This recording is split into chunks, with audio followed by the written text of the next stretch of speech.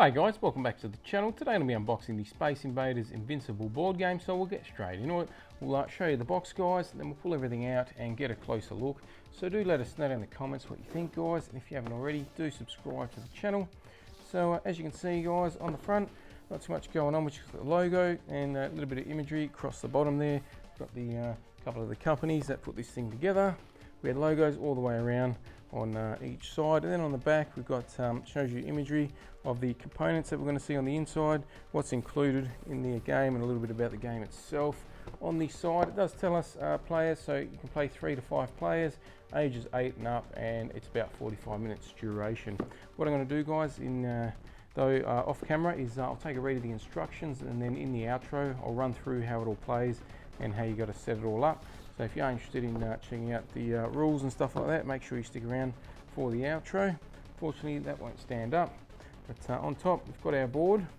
Would seem a little bit thin, not too very light, guys. So just be careful with that. Try not to bend it too much. It may snap in the center there. But as you can see, there's your Space Invaders Invincible board game, or the board for it. So it's lots of little spaces there on the board. You've got your players down the bottom here, so you've got your grid and arrow here as well, so I'm sure some of the components are going to be used on those places. And then we have a few more compartments. Okay, so nice and detailed little tray that's included inside the box. It's very nice, and we have another part to the board game with more grids on that. And then we have another part here with the it says cannon cards, so probably going to place your cards down on that. We have a moving print there, and then we've got our set of instructions here, a little bit thick. It's got a few languages though, so it covers most regions there. And then we'll take a look at the cards.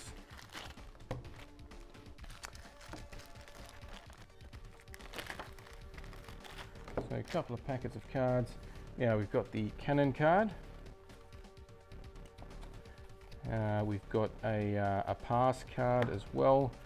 So they have player 1, 2, 3, 4 and 5 on the other side of those. And then we've got the invader card as well. So and then on one side tells you what the invader is going to do for that turn. Okay. Then we've got the cannon cards. So again, got the image there, and then on the back it tells you what move you're going to perform on your actual turn. Okay, so both, I'm assuming both will move on the same turn. We have a small little pouch here, Space Invaders Incredible board game. We'll see what's included here. Okay, quite a few different pieces here. We have the invaders on them, and then a 1 point. We have a 2 point invader, a skip, that's for a player. We have a 3 point invader. Then we have a 4 points. So these are a rubber, guys, which is quite nice. Okay, so there's quite a few of these. So as you're playing, I'm guessing you're going to accumulate points, and then the highest player, or the player with the highest amount of points at the end of the game, is going to be the winner. Can't see any more other than that. There's 7 points here, so that's for a spaceship that flies across the screen. Other than that, we've got an arrow now, so up and down.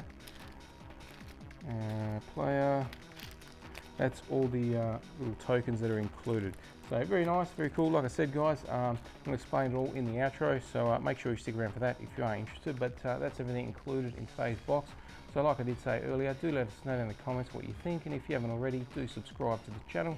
But for now, we're going to conclude this part of the video.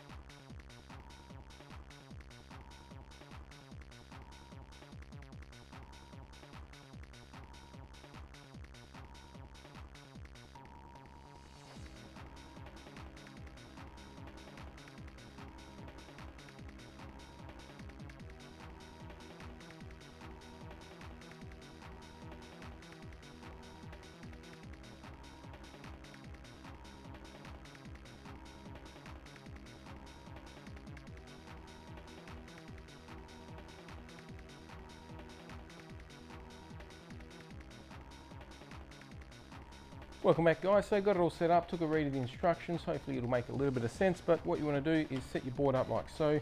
You had that, we had that grid sort of cardboard tray. That's where you put all your invaders on.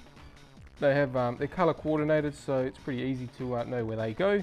And then there's another grid on the board itself where you just slide that on, and that's the starting space for that. Your cannons down the bottom, they've got their own spaces, again color coordinated.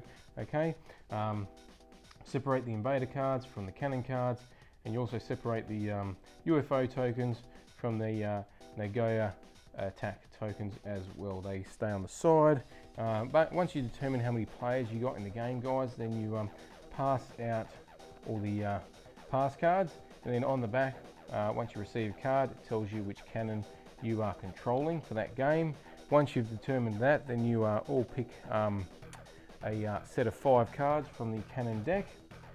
Once you've got your 5 cards, what you want to do, guys, is pick 1 card for the round to play, and then the rest are basically discarded at the end of the round. But what you need to do is, once you determine what card you want to play, the cannon cards have a move card, attack card, and a defend card. So what you need to do, if you get a move card or any card, they have a number in the corner. Okay, it tells you how many spaces to move your cannon, if you like.